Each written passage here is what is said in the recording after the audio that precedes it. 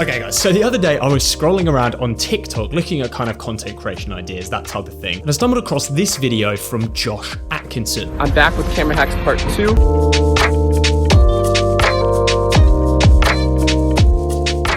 Basically what he's saying is that apparently you can sort of hack, like camera hack, the iPhone time-lapse feature in the normal default camera app to create hyperlapses within your iPhone. Now, if you don't know what a hyperlapse is, basically what it is, it's almost like a sped up moving time lapse. It's crazy warpy, crazy trippy, really, really cool, and normally takes an extreme amount of time to make because you take it with a camera normally and you take a step, take a photo, take a step, take a photo, take a step, take a photo, and then combine all of this in post to create your hyperlapse. That obviously takes a whole bunch of time, but apparently you can just do this on your iPhone, and of course I had to test this out. Unfortunately though, my iPhone is a little bit old. I've been thinking about upgrading it for a little while, and I think this video is the perfect excuse.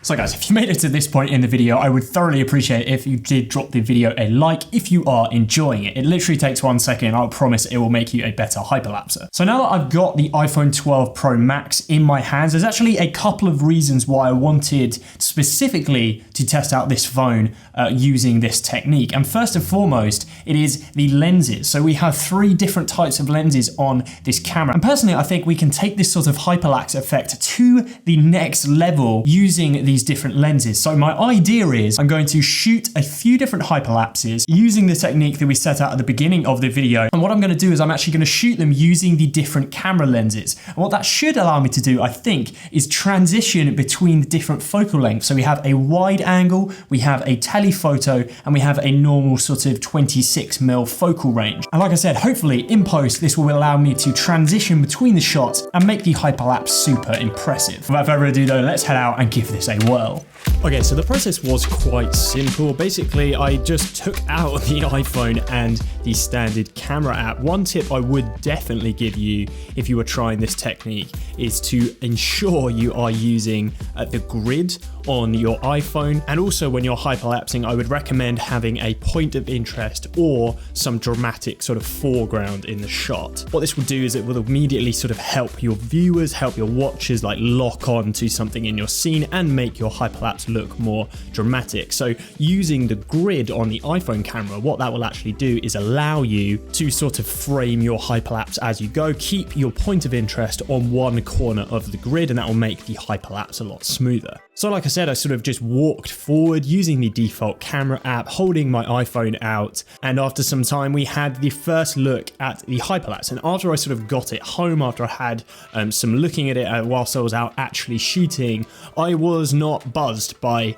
this hyperlapse. The first time I sort of did it, I just wasn't really feeling it. I don't think it was a great piece of work personally, and you know, one of the reasons that I wanted to try out this camera with this hyperlapse functionality is that I thought we could get something really cool. So I immediately sort of looked into it and looked into some other options. My next try was with something called Hyperlapse, which is an app from Instagram. The nice thing about this app is that it's actually allowed me to speed up the hyperlapse and give me a different look. I could go sort of double speed on that hyperlapse test. And with that app, the stabilization is amazing. It really is very, very impressive. Instagram has done an insane job on that app. The only thing, just something wasn't quite right. You can't use the grid on that hyperlapse app. So after a while, I sort of was testing around, playing around, looking at things, different options, and I discovered the Pro Camera app by Moment. Now, you might know of Moment. They make filters for iPhones, a very, very popular company, and they also have an app that does time-lapse functionality. Now, you do have to pay for this feature,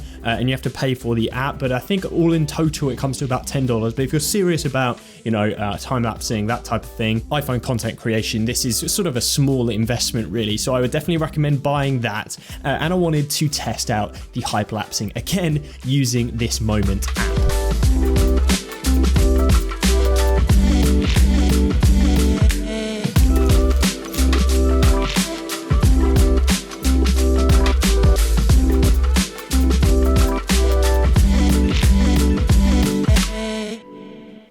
Oh man, do I feel like I've learned a lot about iPhone hyperlapsing today. So I want to update you briefly on the process that I've been on today, figuring out what's been working, what wasn't working with this sort of hyperlapsing technique on an iPhone. First of all is that the attempt previously that I was talking about with the Pro Camera app from Motion didn't work. And I want to briefly talk about why I'm including this in the video. Normally I would have just sort of gone back and erased that section of the video because it just didn't work. But I want to talk to you briefly about the importance of just sort of going with it, testing things out. I spent $10 on that app and the time-lapse feature within it. And unfortunately, it just did not work for this type of project, for this type of effect that I wanted to get. First and foremost was because they actually recommend using a stabilizer. I think they don't have the same sort of stabilization functionality that both Apple and Instagram include in their applications for this features. They actually use, they recommend using a stabilizer, even though the app has lots and lots of useful features, like most notably the ability to record time lapses in 4K, which is super, super useful. The video was just not that stable. And that obviously means there's an issue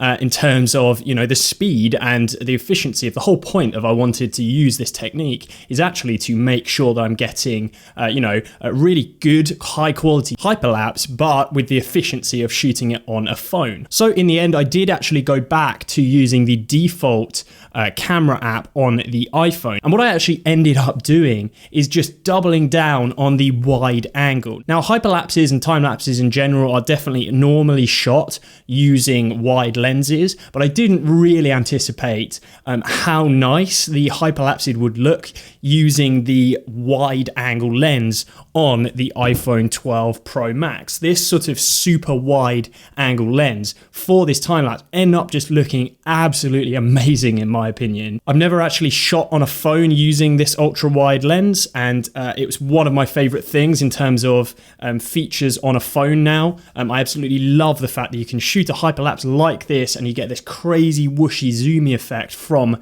that wide angle. So I didn't end up doing this sort of 3 lens configuration. I just doubled down on that wide lens because I think it looks absolutely beautiful. So in terms of result from this effect, this is the sort of thing that I got, and I'm sort of decently happy with this. But however, I did want to see how much more we could improve it. So I did pull this into After Effects and I used a couple of techniques. So first of all, I motion tracked the time lapse. Now the stabilization is already exceptionally good on the time lapse mode on iPhone. That was why I decided to go back to it from the Moment camera app. So that was already very impressive, but I just wanted to sort of see if we could smooth out any of those last jitters using After Effects. And then what I also did is apply a motion blur, and I also sped up the clip and then posterized the time. This is all a bit complicated, but what I'm sort of getting at is that there's effects that you can use in After Effects to take something from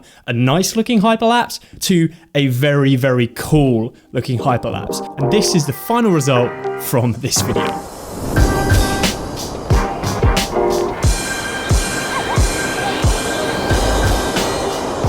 Well, there we go. I hope you have enjoyed this video, maybe found it helpful or interesting. I was actually really, really happy with the end result. Very impressed that you can get this level of production quality out of a smartphone. It's the one thing that this actually does way, way better than, my Canon EOS R here.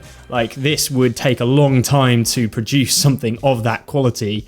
And it's impressive that you can just do it on a phone or with a little bit of After Effects tweaking in post. Let me know your thoughts and feedback down below in the comment section, and I'll catch you guys next time.